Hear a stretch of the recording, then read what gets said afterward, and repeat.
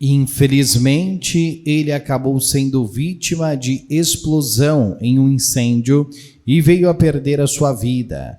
Infelizmente, pessoal, depois de ficar internado em um hospital de Curitiba, logo depois de ter sofrido várias queimaduras bastante graves, nesta explosão que foi registrada em um condomínio na Vila Yolanda, infelizmente, pessoal, veio a nos deixar este querido que fará muita falta para sua família. O site de notícias G-Dia acabou confirmando que na madrugada, pessoal, dessa sexta-feira, dia 6, ele veio a falecer, ele veio a perder a sua vida. Segundo as informações, pessoal, que chegou, né, a tentar, de certa forma, sobreviver, porém não foi possível, ele acabou morrendo mesmo. Segundo apurou o site G-Dia, veio a morrer o personal trainer Eduardo Werneck Esteves, de 31 anos de idade. Eu deixo aqui os nossos sentimentos.